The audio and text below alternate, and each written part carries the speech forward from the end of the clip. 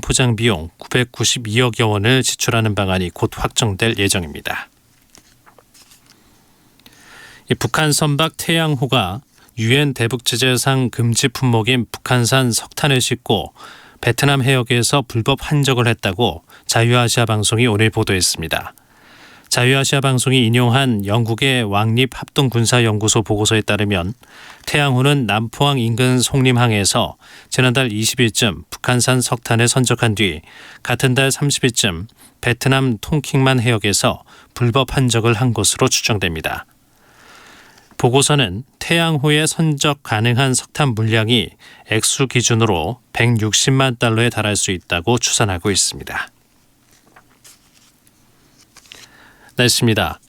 오늘은 전국에 구름이 많이 끼겠고 중부 경북 내륙에는 소나기가 내리는 곳이 있겠습니다. 토요일인 내일은 전국이 흐린 가운데 장마전선이 다시 북상해 새벽부터 전남과 제주도에 장맛비가 내리겠습니다. 장맛비는 낮에 남부지방과 충청, 강원도로 점차 확대될 전망입니다. 이번 비는 모레까지 이어지다가 낮에 대부분 지역에서 그치겠습니다. 내일 아침 기온은 서울이 20도 등 오늘과 비슷하거나 조금 낮겠습니다. 서울지방 현재 기온은 27.7도입니다. 최동석이었습니다. KBS 제1라디오 5시 뉴스를 마칩니다. 지금 시각은 5시 5분입니다. KBS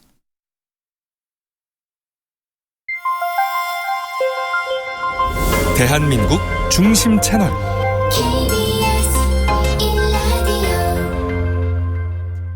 Listen, everyone.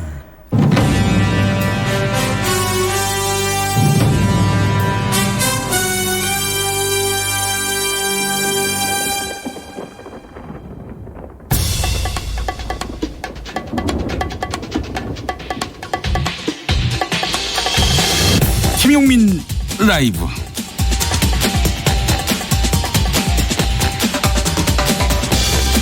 (2019년 6월 28일) 금요일입니다. 안녕하십니까, 김용민입니다. 지난 월요일 국회 정상화를 위한 합의문을 2시간 만에 백지로 만들었던 자유한국당, 나흘 만에 사실상 백기투항했습니다. 국회 전면 복귀를 선언한 것인데요. 나경원 원내대표, 오늘부로 상임위원회에는 전격적으로 등원하겠다, 이런 입장을 냈습니다.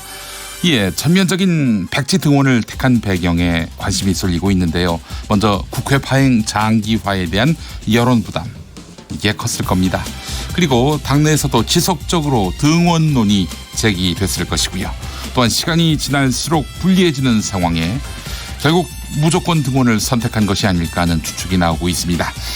이런 가운데 자유한국당 의원들에 대한 경찰 조사가 임박했습니다. 바른미래당 최이배 의원을 감금했던 한국당 의원들이 소환돼 조사받을 예정인데요. 정쟁을 위한 정쟁, 그 끝에는 고립밖에 없음을 깨달아야 할 것입니다. 야든 말입니다. 국민 없는 정치는 껍데기뿐임도 역시 깨달아야 하겠지요.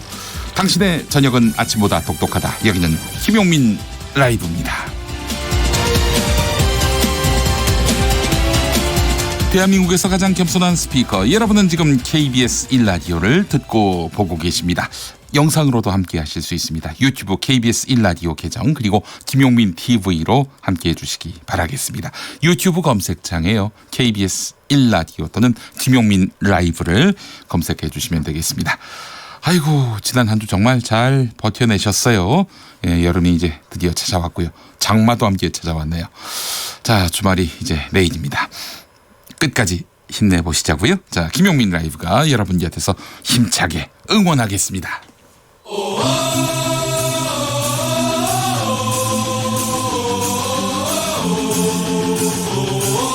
김용민 라이브.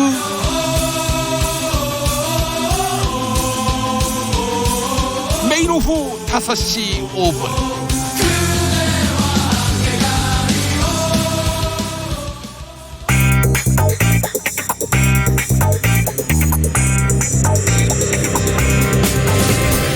오늘 타임라인을 수놓은 말말말, 김용민 라이브가 수집해서 들려드립니다. 소리로 듣는, 그리고 세상을 읽는 뉴스, 세상의 모든 뜨거운 목소리, 그 말말말에 김용민 생각까지 더해서 리뷰합니다. 지금부터 볼륨 업. 귀 쫑긋 핫소리. 김경수 경남지사가 법원의 보석 결정으로 석방된 이후 처음으로 라디오 방송에 출연했네요. 2016년 김해 신공항 결정의 문제점을 지적했는데요. 오거돈 부산시장과 함께 동남권 관문공항 건설을 촉구한 바 있습니다. 김경수 지사가 김해 신공항의 문제를 제기하는 것은 아마도 내년 총선을 앞둔 포석이라는 해석도 있는데요.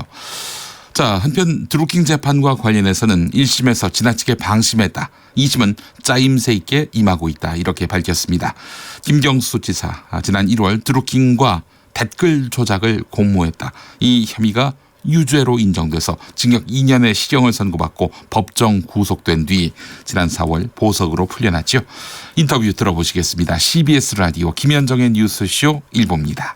다만 이제 1심에서 아쉬운 건 특검법이 1심을 4개월 만에 끝내게끔 법에 그렇게 정해져 있습니다. 그래서 그 4개월 꼭 지키지는 못했지만 그러다 보니까 아무래도 서둘러서 재판이 좀 진행된 측면이 있고 그래서 충분히 준비해서 특검은 이제 조사를 다 했는데 저희들은 충분히 그에 맞게 준비해서 재판을 임하지 못했던 측면이 좀 있어서 그 부분이 좀 아쉽고요.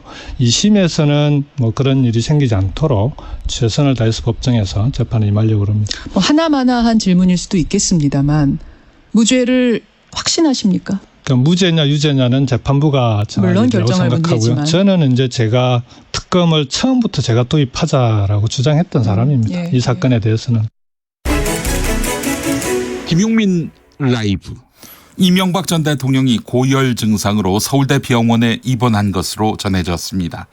이명박 전 대통령 측 관계자는 최근 몸 상태가 많이 안 좋아서 병원에 갔더니 의사가 입원하자고 해서 오늘 입원했다라면서 열이 많이 나 하루 정도는 입원해야 할 것이다. 이렇게 어제 말했습니다. 이 관계자는 이어서 이 전 대통령은 건강 상태가 계속 안 좋았는데 약으로 버텨왔다라면서 그제 법원 허가를 받아서 서울대 병원에서 검진을 받았다 이렇게 전했습니다. 자, 이와 관련해 보석 시점부터 이명박 전 대통령이 아프실 예정이라면서 병원 입원 가능성을 제기했던 주진우 기자 오늘 TBS FM 뉴스 공장에 나왔습니다. 인터뷰 내용 들어보시죠. 코골이 탈모가 가장 큰 병이에요. 근데 지금 나와서도 5번 이상 서울대병원에 가서 계속 검진을 하고 계속 정밀 검사를 하는데 네네. 아픈 데가 없어요. 그리고는 이명박 대통령이 서울대병원에 와서 검사를 받잖아요. 네네. 그러면은 의사들도 그렇고 간호사들도 그렇고 아플 예정이다 그렇게 계속 하고 있어가지고 굉장히 난감해하고 있습니다. 그런데 어제 가서 입원을 하셨는데 예. 큰 병은 아니고 네. 조금 감기 기운이시. 안병동에 들어갔다고 해서. 안병동은 사실은 특실로 가고 싶었는데 특실이 다 차서 네. 여의치 않아서 안병동으로 간 것으로 이렇게 저는 보고 있습니다. 네. 암과는 무관하고요. 네, 다행입니다. 깨끗합니다. 예. 암 진단은 계속 받고 있습니다. 그런데 전혀 관련이 없어가지고 보통 여든이 가까우시면 네. 비슷한 유사암이라든지 암 같은 게 발견되기 마련이에요. 네, 악성은 네. 아니더라도. 예. 그런데 우리 이명박 대통령은 뭐 깨끗하십니다. 정말 본받고 싶습니다. 네. 그 건강. 김용민 라이브.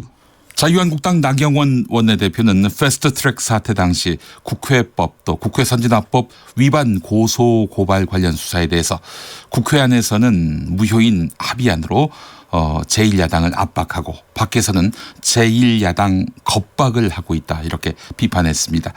자유한국당 논리는 이렇습니다. 패스트트랙이 비정상적으로 이루어졌다. 따라서 입법 요건이 성립되지 않는다. 그렇기 때문에 한국당의 선진화법 위반은 원인 무효가 된다는 것입니다. 절차가 잘못됐기 때문에 이 과정에서 빚어진 충돌 이것에 대해서 책임을 물을 수가 없는 것이다. 이런 주장인데요.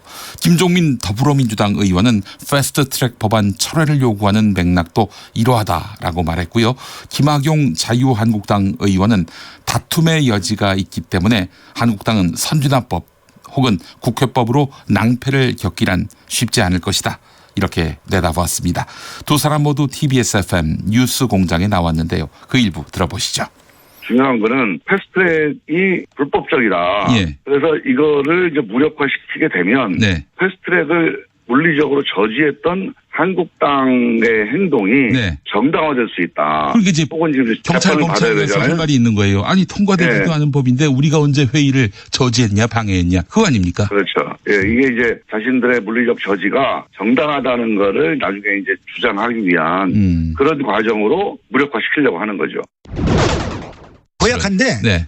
사실은 법적으로 다투면은요 문제가 다툼의 여지가 너무 많습니다. 왜냐하면 불법 사보임한 것이 지금 문제로 드러나서 바른미래당에서 오신환이 원내대표가 되고 불법 사임을 정상화시켰거든요. 다시 말씀드리면 행위 자체가 원인 무효일 가능성이 커진 거죠. 예. 그리고 실질적으로다가 뭐 예를 들어서 의원들이 뭐 구타를 하거나 폭력 청해를 했다고 하면은 예. 그건 정말 용서받을 수 없는 죄겠습니다만. 근데 법조문에는 회의 진행을 방해하면은 처벌하게 돼 있다. 아니죠. 예. 예. 근데 이제 그거 자체도 내용이 뭐 회의장이 어디까지냐의 문제도 있고 네. 또 실질적으로다가 방해한 것의 정도가 어느 정도냐에 따라서 사실은 네. 다양한 이제 법률적 다툼의 여지가 있다. 김용민 라이브. 황교안 자유한국당 대표가 여성당원 엉덩이춤 퍼포먼스로 당 안팎의 비판을 받고서는 언론이 좌파에 장악돼 있다라면서 언론 탓을 하고 나섰습니다. 국회에서 열린 당 대외협력위원회 임명장 수여식에서 한 말인데요. 황 대표의 이런 발언은 외국인 노동자 차등 임금과 자신의 아들 스펙 관련 발언이 잇따라 구설에 오르자 백브리핑을 줄이는 등 언론과 소통을 줄인 데 이어서 나온 발언이란 점에서 문제로 꼽힙니다. 외국인 노동자 차등 임금 발언이나 아들 스펙 발언 때도 황 대표는 논란이 불거지니까 제대로 된 해명을 내놓지 않거나 낮은 점수를 높게 이야기했다면 거짓말이겠지만 그 반대도 거짓말이라고 할 수 있느냐라는 반박을 내놓은 바 있었죠. 황교안 대표 발언 들어보시겠습니다. 언론이 좌파에 장악돼 있다는 것이죠. 그래서 우리가 좋은 메시지를 내놓으면 하나도 보도가 안 됩니다. 실수하면 크게 보도가 됩니다. 그래서 우리 당이 하는 일은 다 잘못하는 것이고 국민들에게 좀 좋지 못하게 비칠 수 있는 이런 모습들이 많이 노출되고 또 우리 잘하고 있는 것들은 보도가 전혀 안 되고 뭐 이런 측면이 있기 때문에 그럴수록 더 우리가 시민사회와의 긴밀한 소통과 커뮤니케이션이 필요하다 하는 점을 말씀을 드립니다. 김용민 라이브. 한중 정상회담이 일본 오사카에서 열렸습니다. 북한은 중국 최고 지도자인 시진핑 주석을 통해서 남한과의 대화 의지를 밝혔습니다. 이건 결국 남북 관계를 북미 관계 밑에 둔 것으로 풀이할 수 있는데요. 실제로 북한 외무성 국장은 남한은 끼지 말라 이런 말을 하기도 했습니다. 미국 눈치 보지 말고 개성공단 금강산 사업 재개하라 이런 압박으로 이해되기도 하는데요. KBS 1라디오 김경래의 최강시사에 박원곤 한동대 국제지역학과 교수가 나왔습니다. 인터뷰 내용 일부 들어보시죠. 북한의 말을 곧이곧대로 우리가 다 받아들일 필요는 없다라고 생각이 되고요. 네. 한 가지 확실한 거는 지난 4월 12일 김정은 위원장 시정연설 때 그때도 네. 사실 우리한테는 굉장히 불편한 얘기를 했죠. 오지랖 넓은 중재자라는 네. 얘기를 했고 근데 그 이후부터 4월에 북한 외무성에서 나오는 여러 가지 대변인 담화나 성명들은 같은 기조를 유지하고 있습니다. 네. 그러니까 일단은 한국과의 대화는 지금 아니다. 잠깐 말씀드렸습니다만 한국은 미국 편을 드는 것이 아니라 우리 민족끼리 남한과 북한이 힘을 합쳐서 미국에 대항해야 된다. 조금 더 구체적으로 말씀드리면 한국은 미국과 국제사회의 눈치를 보지 말고 지금 개성공단과 금강산을 재개해라. 그런 압박이거든요. 이제 국회 문을 여시오 하는 압박이 통했습니다. 임창정의 문을 여시오. 아직도 혼자 방에 앉아서 무슨 고민에 빠져있나요? 여보세요 문을 여시오. 여보세요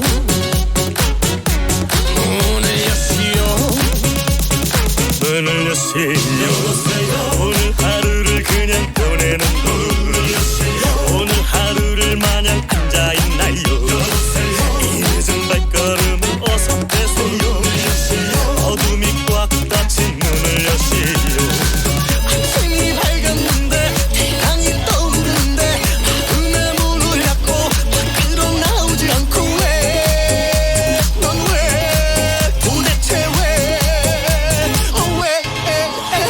여보세요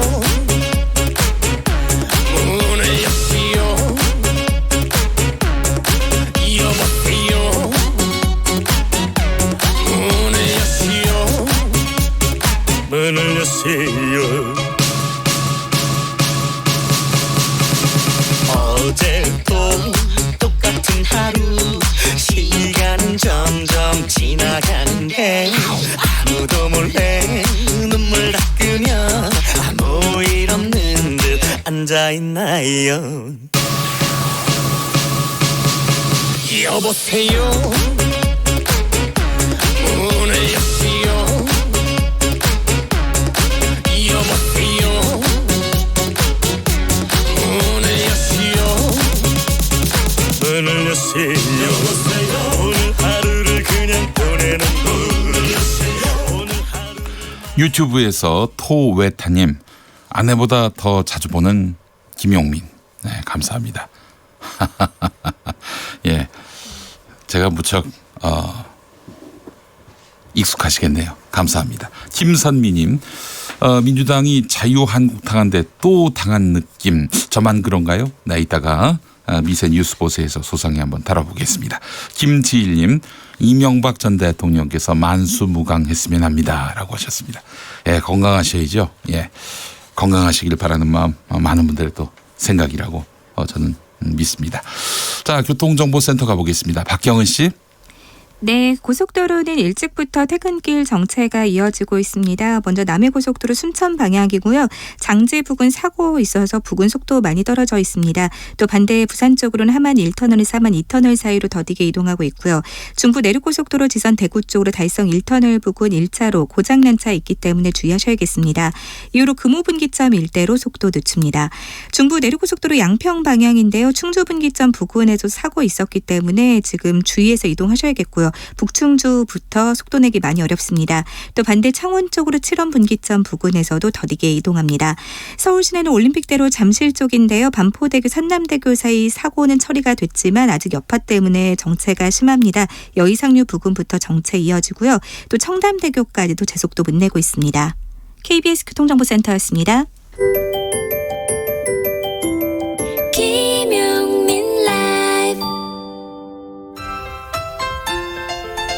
여러분 안녕하십니까. 용용 엄기용입니다. 오랜만에 석석을 라임에 맞춰서 불러보겠습니다. 자, 이 녀석 요 녀석 귀여운 녀석 석석 나와라 뿅. 네, 석석 오창석입니다. 저는 지금 우산을 쓰고 거리에 나와 있습니다. 아, 비 오는 거리를 걷고 있는 것이군요. 네, 비 오는 날이면 역시 막걸리가 생각난다. 네, 이 내용과 관련한 팩트를 체크해 보려고 나왔습니다. 아, 그렇습니까? 지금 어디입니까? 네, 이곳은 서울의 한 마트인데요. 실제로 마트에서 비 오는 날 막걸리 매출이 늘어난다고 합니다.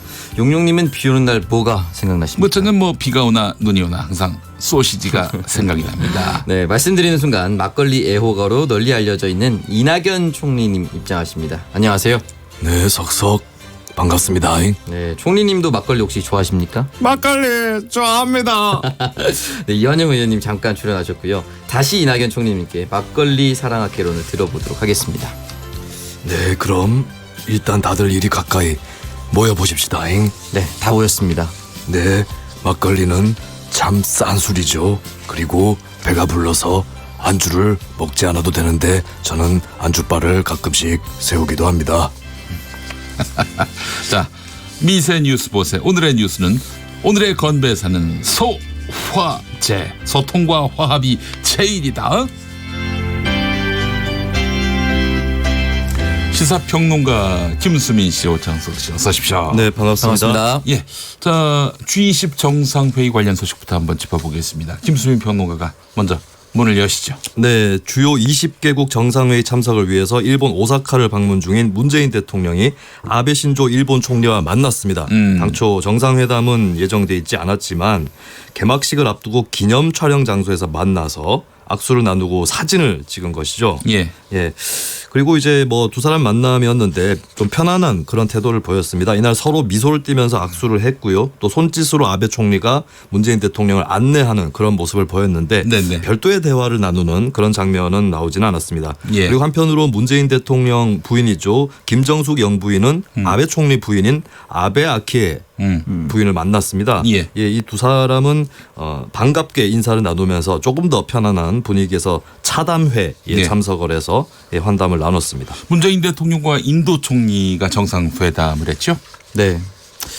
문재인 대통령이 모디 총리와 정상회담을 가졌는데요. 특별 전략적 동반자 관계가 심화하고 있는데 공감을 표시했다라고 합니다.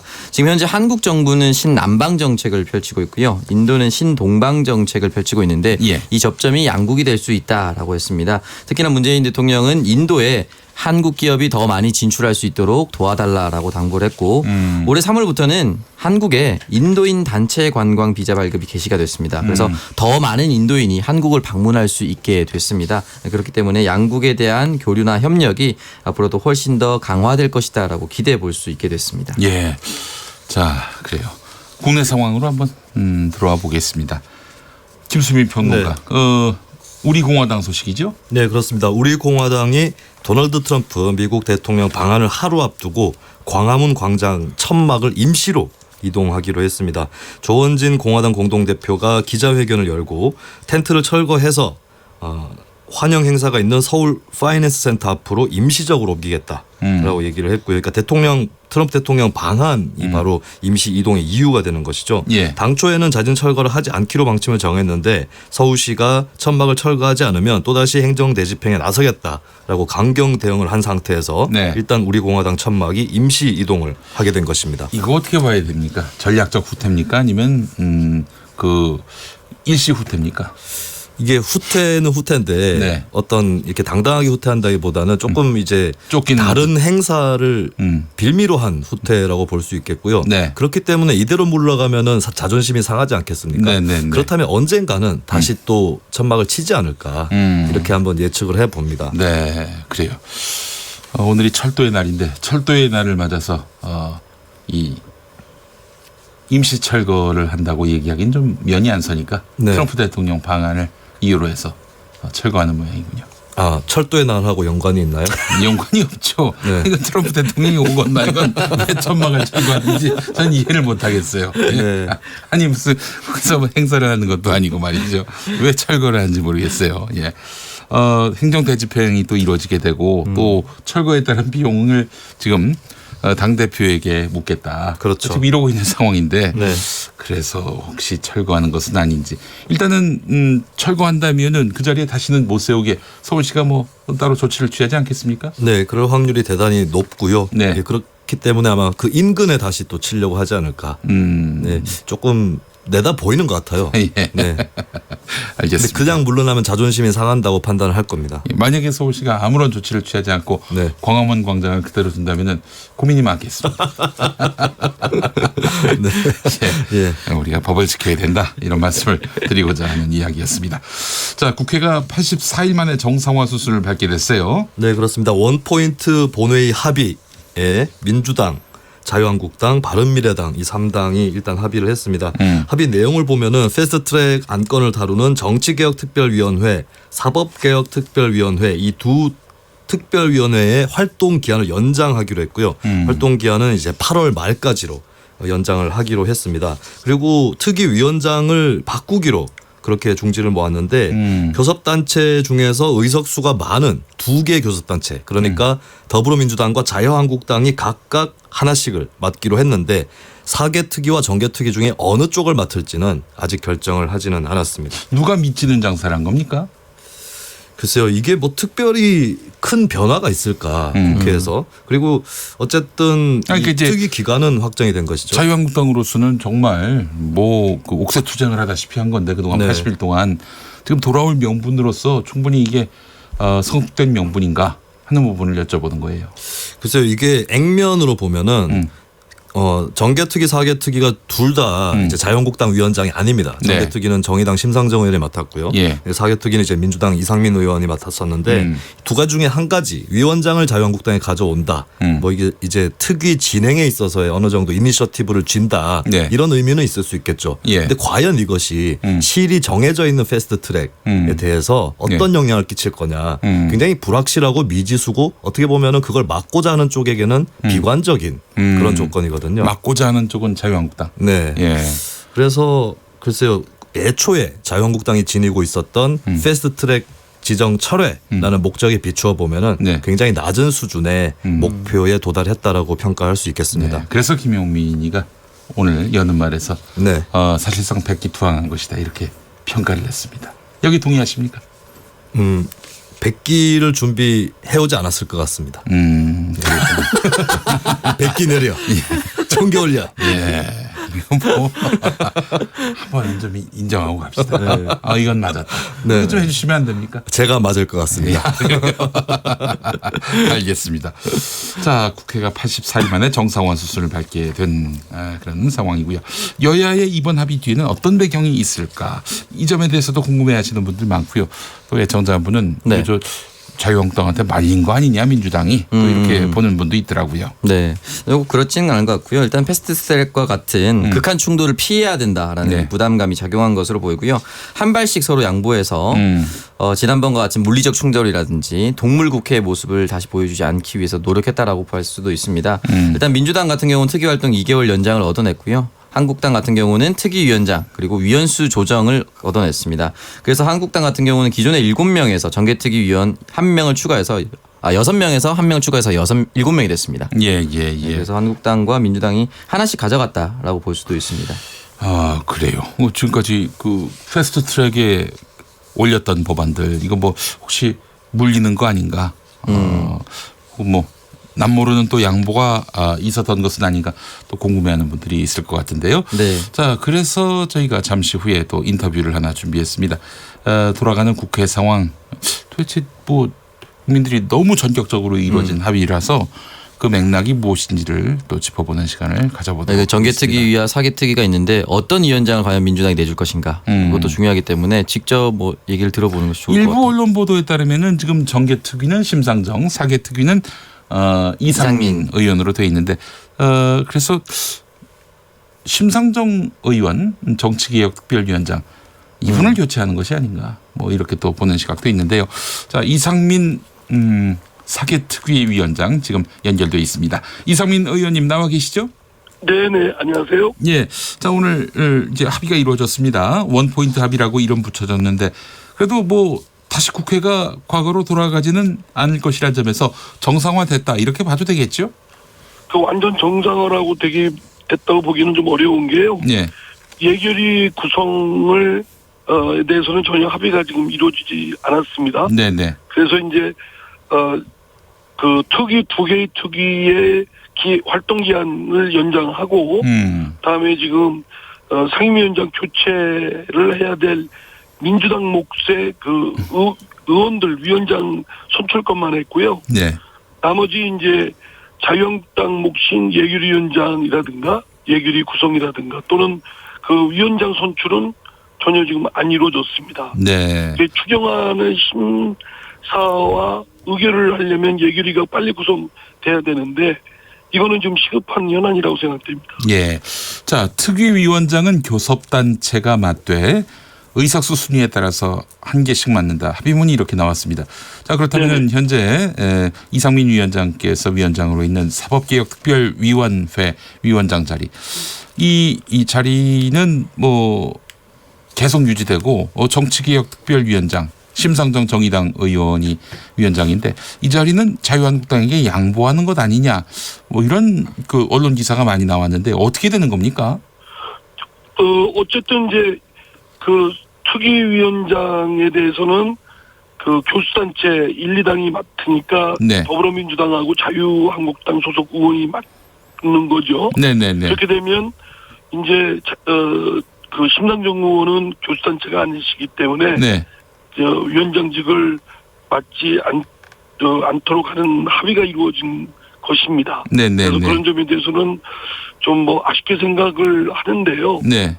어쨌든 고육주책이라고 생각됩니다. 물론 지금까지 이제 심상정 의원이 정개특위위원장으로서 줄곧 잘 지도력을 발휘해왔고 내용을 정통해서 잘 알고 있는데 앞으로 이를 빨리 결론 2개월 남은 기간 아니겠습니까? 예.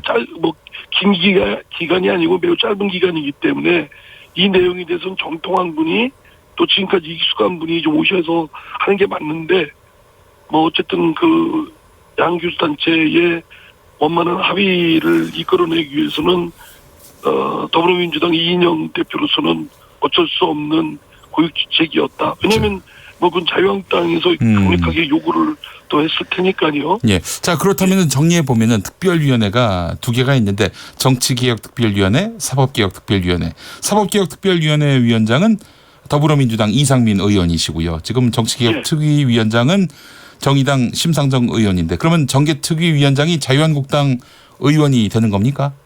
아니 합의는 정개특위하고 사개특위 위원장 중에서 네.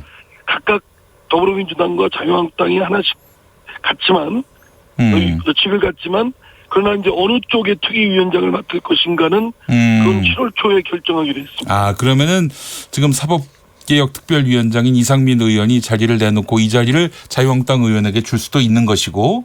그렇죠. 예. 알겠습니다. 잘릴 수도 있는 거죠, 제가. 네, 정치개혁특위위원장은 민주당 의원이 될 수도 있고. 예. 알겠습니다. 그러면 우리 이상민 의원도 반발하셔야 되는데.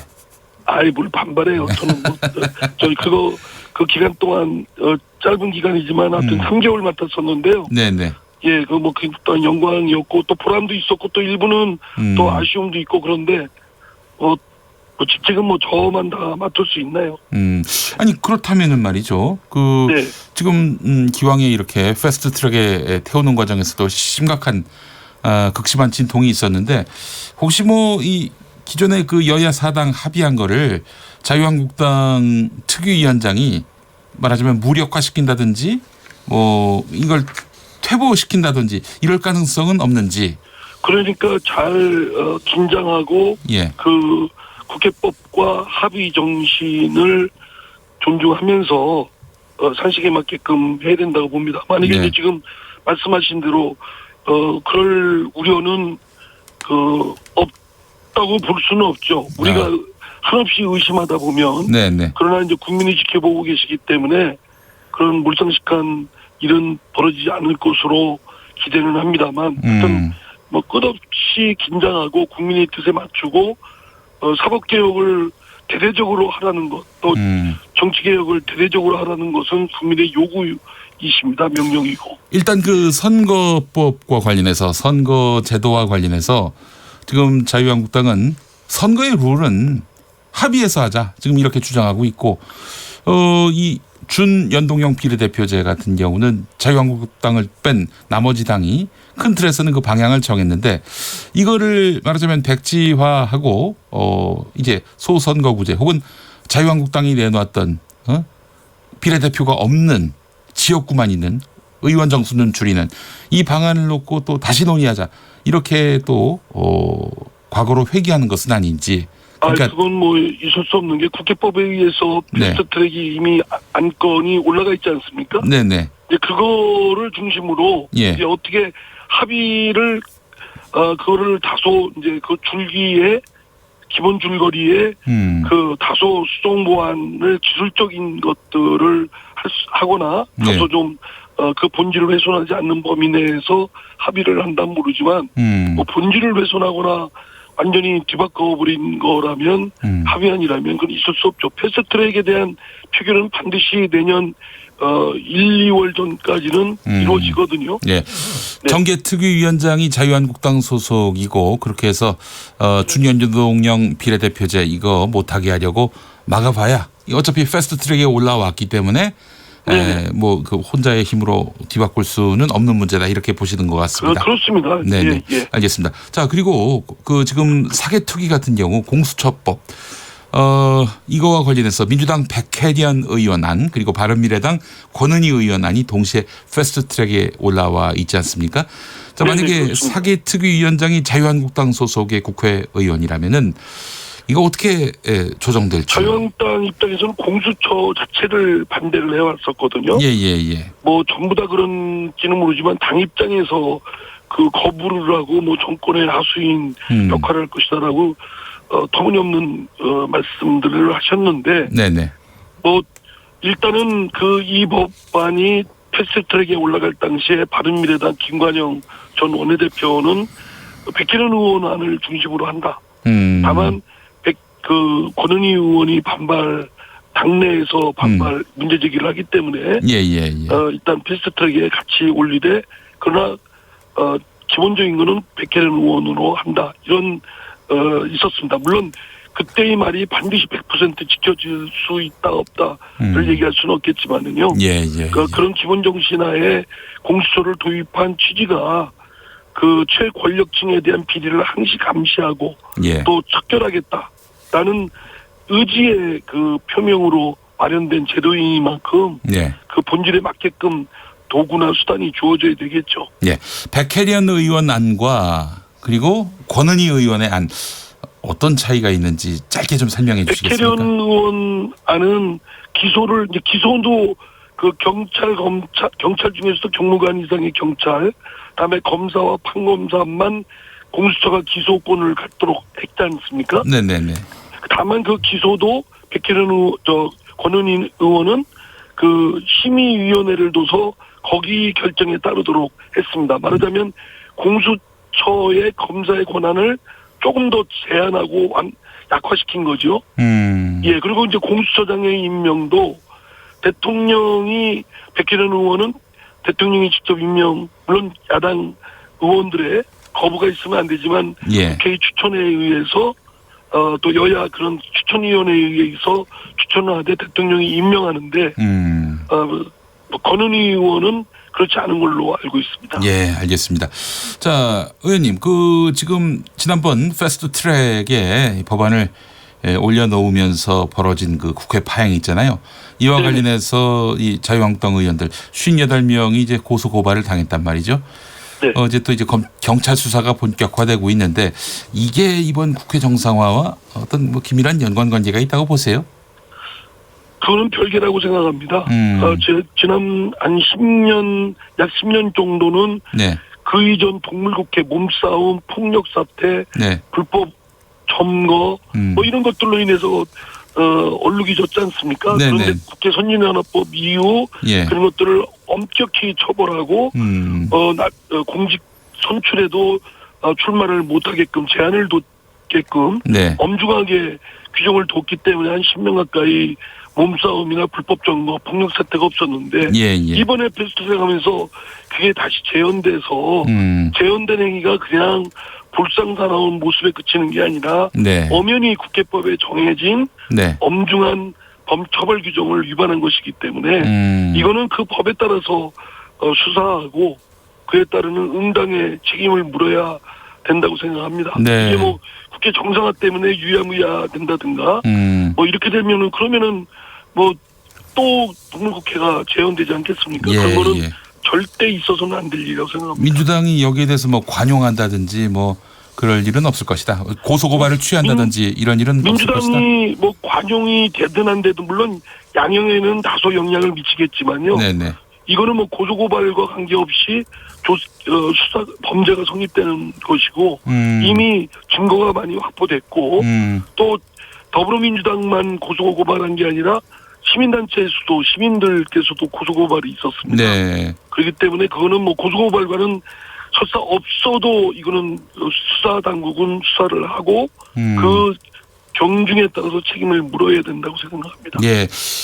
오신환 사개특위위원 사보임 과정에서 불법이 있었기 때문에 뭐 이와 관련한 국회법 또 국회 선진화법 위반과 관련한 이런 수사는 이루어지더라도 처벌은 안 될 것이다. 김학용 자유한국당 의원이 이런 얘기를 했습니다. 워낙 뭐 김학용 의원의 희망사항이라고 생각하고요.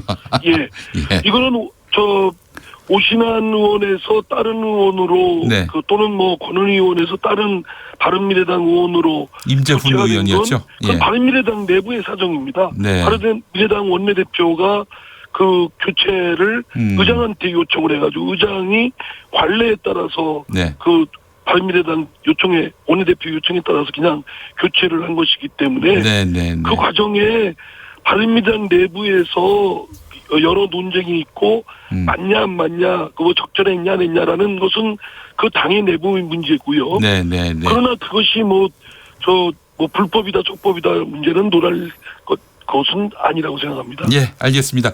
자, 사개특위위원장인 이상민 더불어민주당 의원 오늘 말씀 잘 들었습니다. 네, 감사합니다. 네. 2749번 쓰시는 분 불법이 묵인된다면은 국민에게도 똑같이 적용돼야 한다. 국회의원의 불법은 허용되고 국민의 불법은 안 된다는 건 말이 안 된다. 이런 지적 보내주셨어요.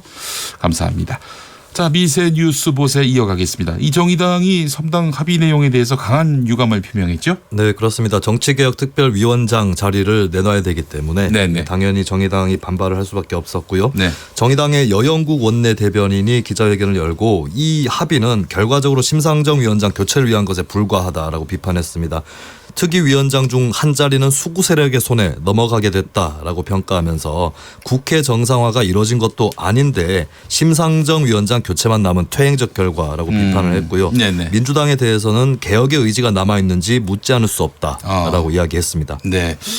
더불어민주당 이해찬 대표 반응도 나왔죠.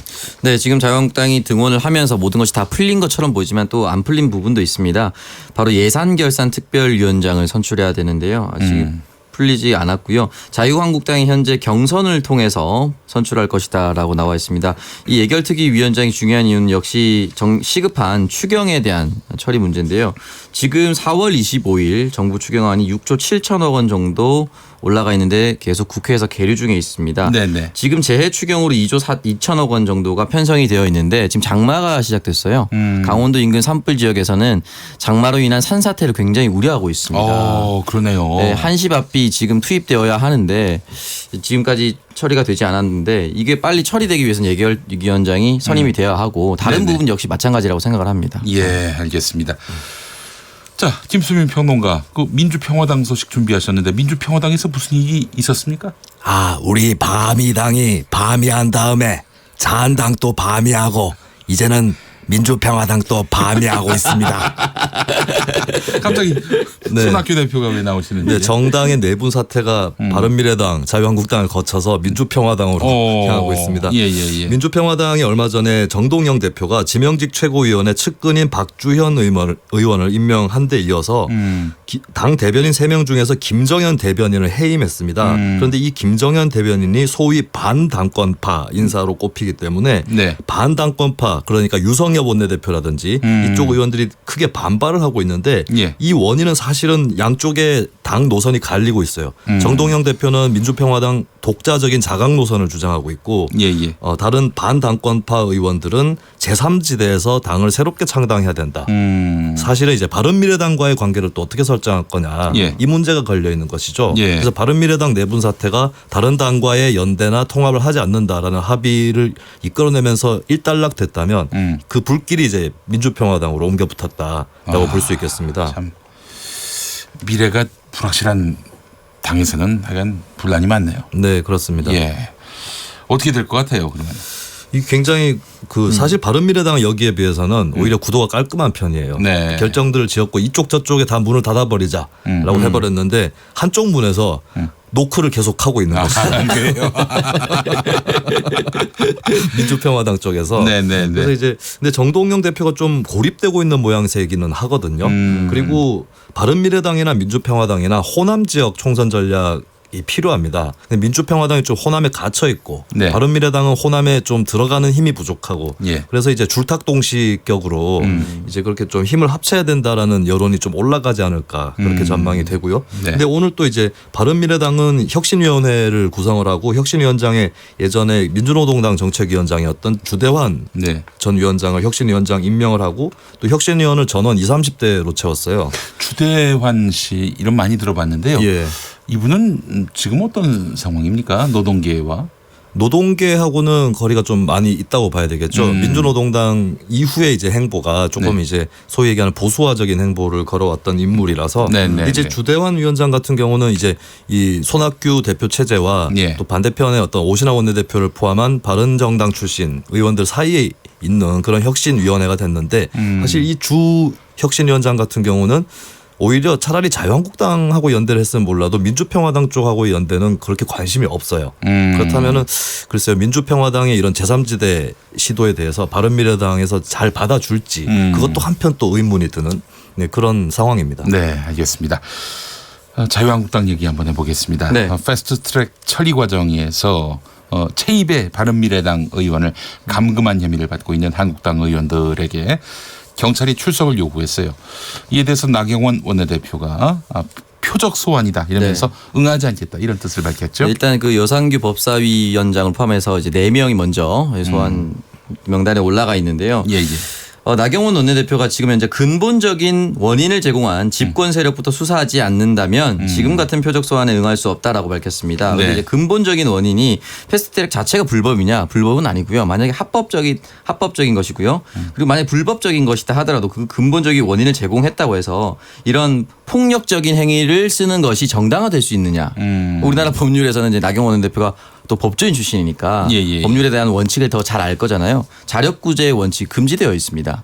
상대가 어떠한 행동을 했다고 해서 내가 나 스스로 어떻게 행동을 갖는다는 것을 금지하게 한 원칙인 거죠. 네. 거기에 대해서 일단 말이 좀 맞지 않은 것 같고 다만 자유한국당 의원만 소환하는 것이냐 아닌 거라고 생각합니다. 나중에 또 걸려있는 민주당 의원이라든지 또 당직자라든지 정의당 의원 추가적으로 차례로 소환을 할 거라고 봅니다. 네. 알겠습니다. 이 경찰 소환에 대해서 불응하는 게 이것도 국민들에게 지지를 받을 수 있을지 모르겠어요.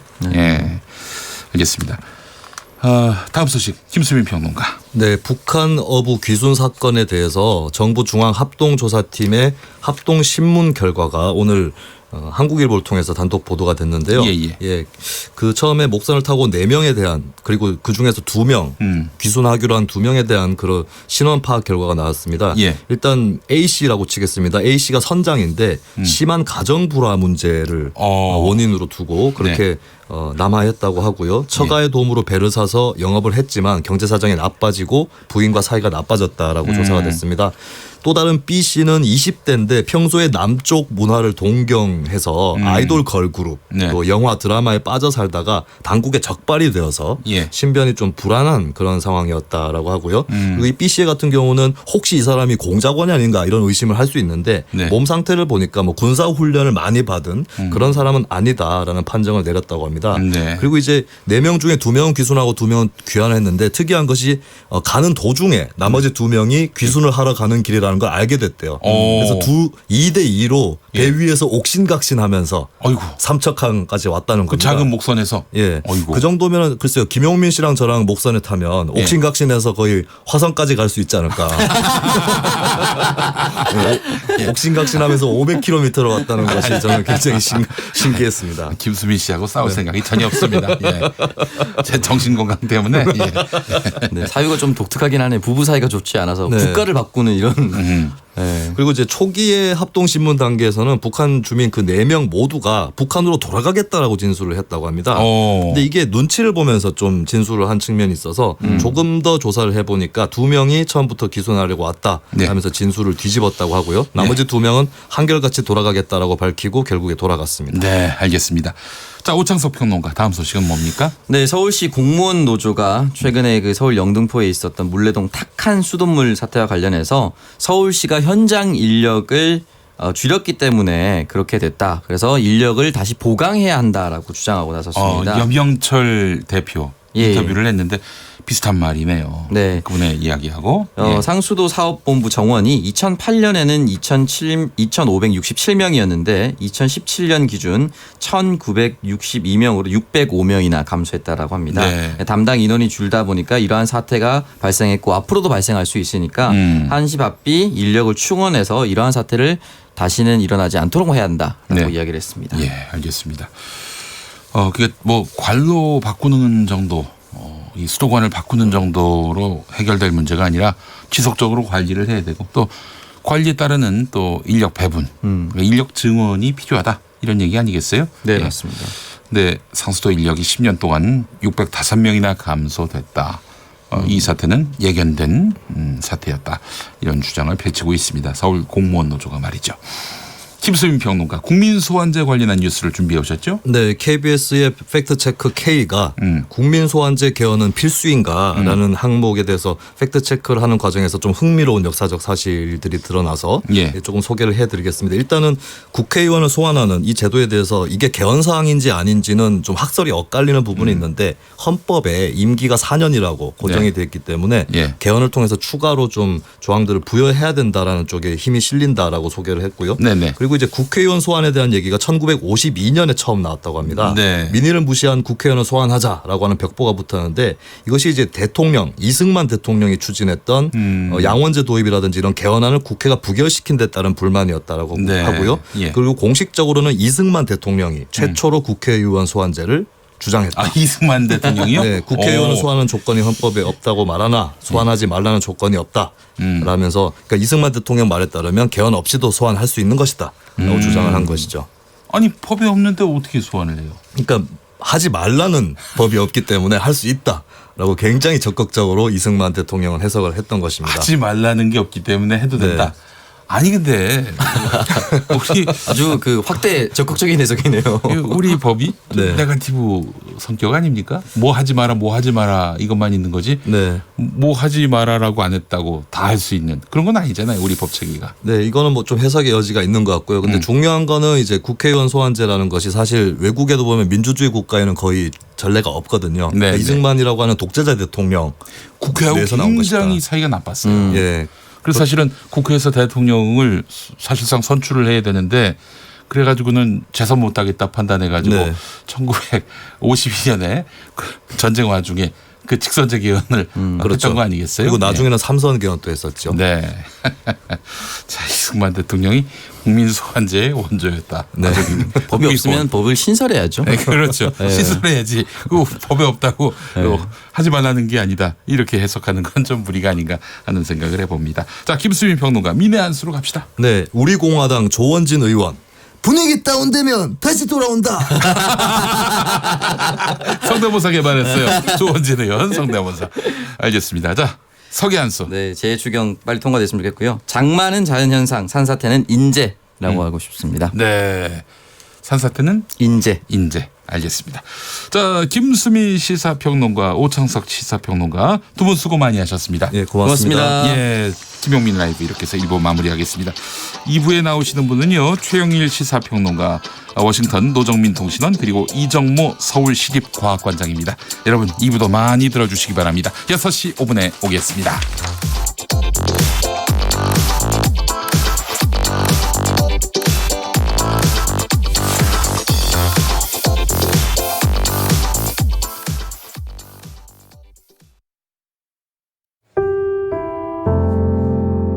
KBS 라디오 연중기획 희망충전 대한민국 331번째 이야기.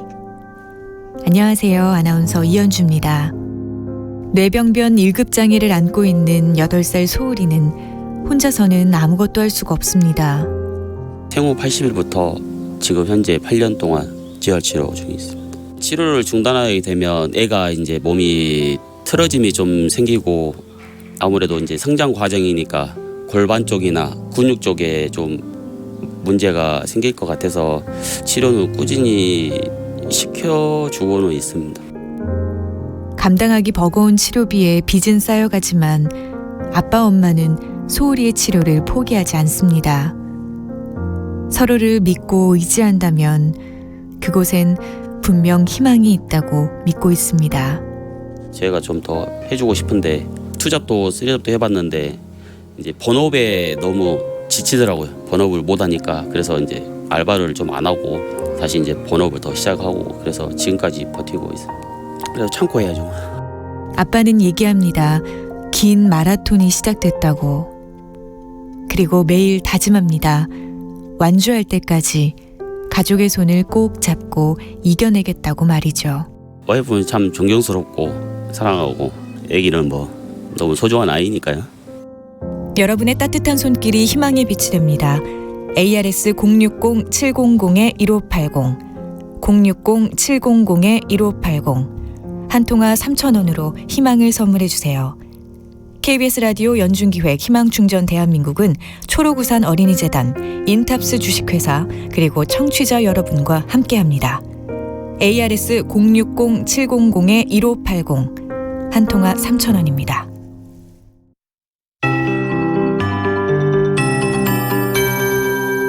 KBS 58분 날씨. 이번 주말과 휴일 장마전선이 다시 북상을 하면서 장맛비를 뿌리겠습니다. 특히 남부지방을 중심으로 철저한 대비가 필요한 상황입니다. 이 장맛비에 앞서 오늘 밤 서울과 경기도 지역, 강원도, 충